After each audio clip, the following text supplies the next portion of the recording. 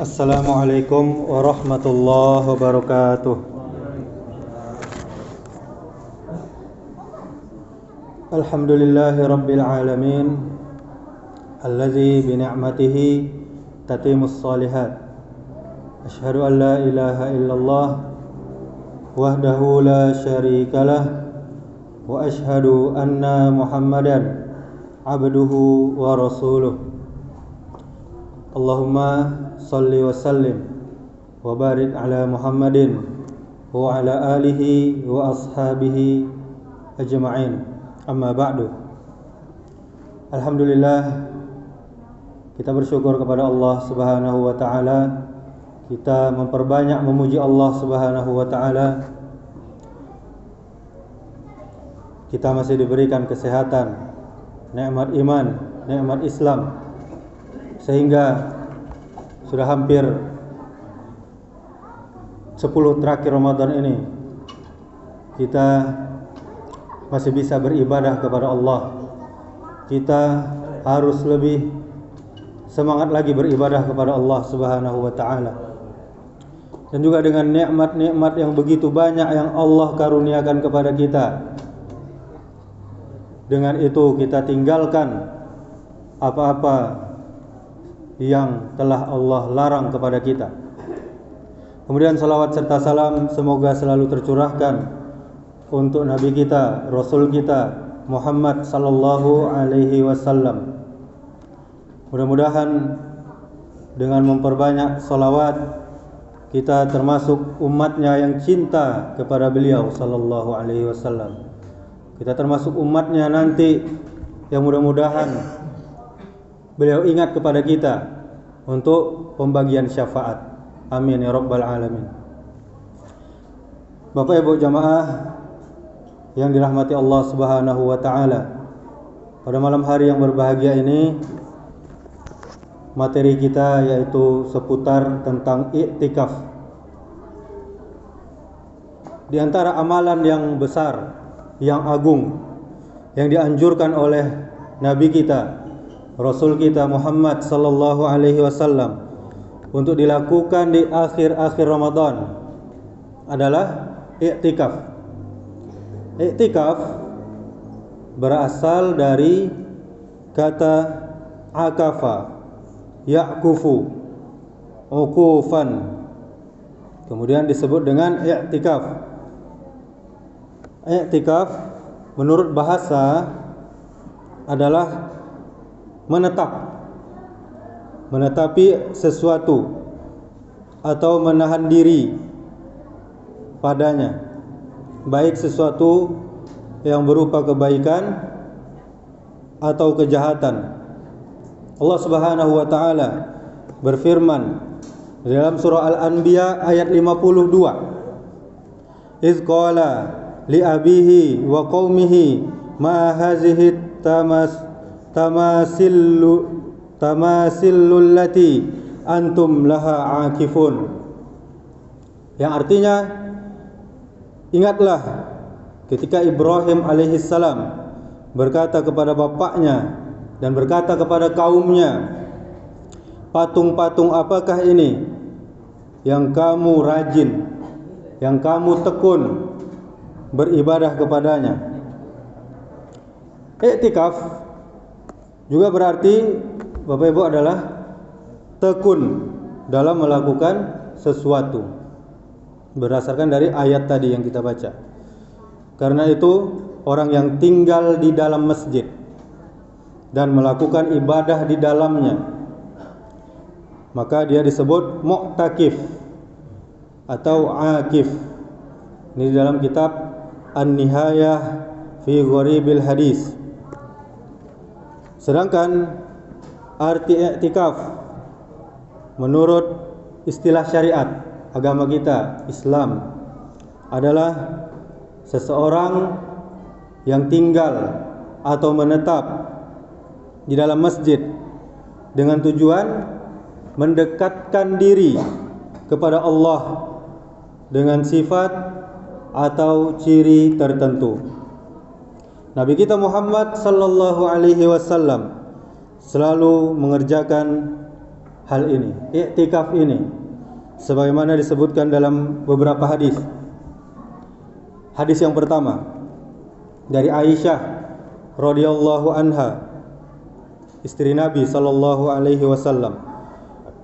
Dia berkata, Nabi sallallahu alaihi wasallam biasa beriktikaf pada 10 hari terakhir dari bulan Ramadan sampai beliau wafat. Kemudian istri-istri beliau melaksanakan iktikaf juga. Jadi iktikaf bukan hanya untuk laki-laki, tetapi juga bisa untuk perempuan.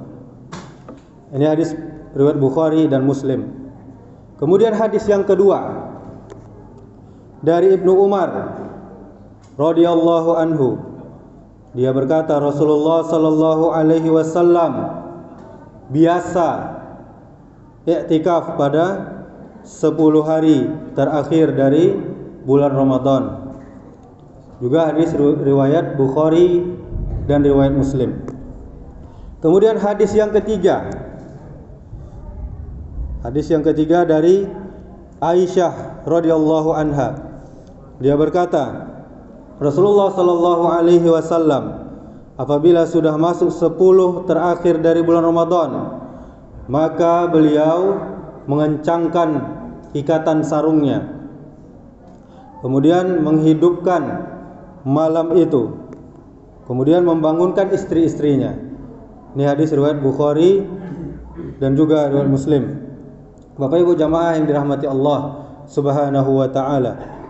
Al-Imam Ibnul Qayyim pernah mengatakan, kebaikan hati dan kelurusannya dalam menempuh jalan Allah, jalan yang diridhoi Allah, yang dicintai Allah, itu tergantung pada totalitasnya berbuat untuk Allah, karena Allah lillahi ta'ala, dan kebulatannya secara total hanya tertuju kepada Allah Subhanahu wa ta'ala saja. Ketercerai-beraian hati tidak bisa disatukan kecuali langkah menuju hal-hal yang diridhoi Allah, yang dicintai Allah Subhanahu wa ta'ala. Berlebih-lebihan di dalam makan, di dalam minum, pergaulan dengan manusia, pembicaraan yang banyak, dan kebanyakan tidur, itu hanya akan menambah ketercerai-beraian hati serta terserak di setiap tempat, memutusnya dari jalan menuju hal-hal yang Allah cintai, Allah ridhoi, atau melemahkan atau merintangi atau menghentikannya dari hubungan kepada Allah Subhanahu wa ta'ala. Dan juga adanya rahmat, kasih sayang Allah, ampunan Allah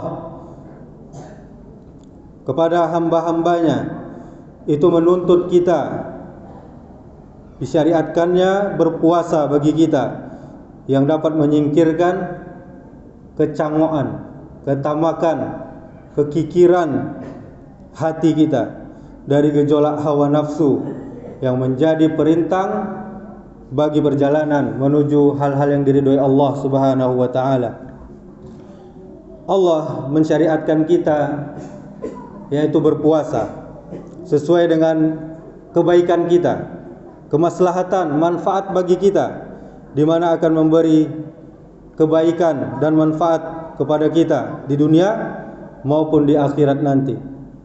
Serta berpuasa tadi pun tidak akan mencelakakan kita dan juga tidak akan memutuskan kita dari kepentingan duniawi kita, apalagi ukhrawi. Allah Subhanahu wa ta'ala juga mensyariatkan kepada kita i'tikaf, yang maksud dan ruhnya adalah keteguhan hati kepada Allah Subhanahu wa ta'ala semata-mata, serta membulatkan niat hanya untuk Allah Subhanahu wa ta'ala, berkholwat kepada Allah, berdua-duaan kepada Allah dengan Allah, dan memutuskan diri dari kesibukan duniawi kita, pekerjaan, dan yang lain-lain, serta hanya menyibukkan diri beribadah kepada Allah Subhanahu wa ta'ala semata saja, di mana kita menempatkan zikir, kita menempatkan cinta dan menghadapkan wajah kita hanya kepada Allah Subhanahu wa ta'ala di dalam keinginan dan lintasan-lintasan hati kita, sehingga semua itu menguasai perhatian kita untuk Allah Subhanahu wa ta'ala.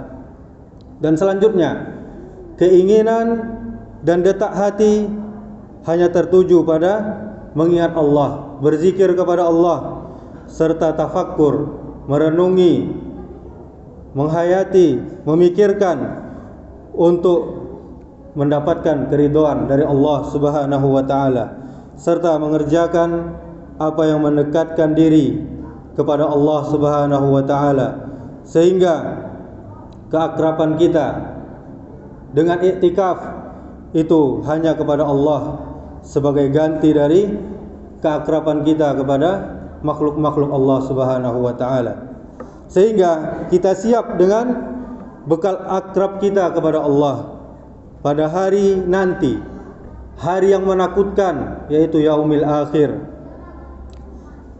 Dan sebelum ke yaumil akhir, alam kubur yang sangat menakutkan kita, saat dimana kita tidak membutuhkan teman-teman akrab tersebut.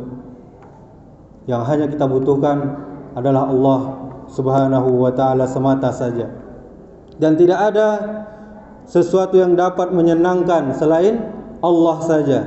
Itulah maksud dari iktikaf, ibadah yang sangat mulia, yang sangat agung. Mengenai batasan waktunya iktikaf, Imam Syafi'i, Imam Abu Hanifah dan kebanyakan ahli fikih berpendapat bahwa iktikaf adalah sunnat dan tidak ada batasannya. Kemudian imam yang lain, Imam Ibnu Hazm berkata, boleh seseorang beriktikaf siang saja atau malam saja. Ini merupakan pendapat juga dari Imam Syafi'i dan Abu Sulaiman. Dan dengan demikian, iktikaf adalah merupakan ibadah yang sangat mudah, yang Allah Subhanahu wa ta'ala memudahkannya kepada kita, agar kita sebagai umat muslim dapat melakukannya dengan kondisi yang ada pada diri kita masing-masing, dengan kesibukan juga yang ada dalam hari-hari kita. Kita tetap bisa meluangkan waktu untuk ibadah yang mulia ini di 10 terakhir Ramadan. Apa yang dilakukan ketika iktikaf? Yaitu kita berzikir kepada Allah, kita membaca Al-Quran, kalau bisa khatamkan beberapa kali, nak dapat juga minimal 1 kali. Apa yang awak kerajuan iktikaf tu? Solat malam, solat tahajud. Boleh tak solat tahajud setelah solat tarawih? Boleh. Apa yang tak boleh apa ibu? Witirnya, witir yo sekali. Wala witir di siko. Abekon yo solat baliak, solat tahajud 2 bebas, tidak ada batasan rokaatnya. Dan di sebagian masjid-masjid dilakukan one day one juz, sehari atau semalam 1 juz. Dan bisa juga iktikaf diisi dengan belajar agama, mengajarkan ayat-ayat Allah, mendengarkan ayat-ayat Allah dan mencatatnya dan mentadabburinya, seperti yang kita lakukan saat sekarang ini. Dan juga iktikaf termasuk usaha kita untuk berburu Lailatul Qadar, malam kemuliaan, yang mana pada malam tersebut itu lebih baik daripada 1000 bulan. 1000 bulan sama dengan 83 tahun lebih. Maka Bapak Ibu kaum muslimin, jamaah yang dirahmati Allah Subhanahu wa ta'ala, jangan pernah kita menilai orang yang iktikaf itu orang pengangguran, tidak punya karajo. Seharusnya jika kita tidak bisa iktikaf, tidak bisa seperti itu. Hendaknya kita beristighfar kepada Allah. Kenapa? Kita pikirkan, kenapa dia bisa? Kita tidak bisa. Allah kasih waktu yang sama kepada kita semua, 24 jam. 1 tahun ada 12 bulan. Akan tetapi kita sibuk dengan dunia kita. Kita tidak punya waktu untuk beriktikaf di rumah Allah Subhanahu wa taala. Mudah-mudahan Allah memberi kita taufik dan hidayahnya untuk melakukan amal ibadah yang mulia ini. Kemudian kita menyempurnakan Ramadan kita dan menjadi pahala yang diterima di sisi Allah Subhanahu wa taala. Demikianlah, semoga kultum yang singkat ini bermanfaat bagi kita semua, menambah ilmu, iman dan amal kita. Mudah-mudahan bermanfaat. Subhanakallahumma wa bihamdika asyhadu an la ilaha illa anta astaghfiruka wa atubu ilaik. Wassalamu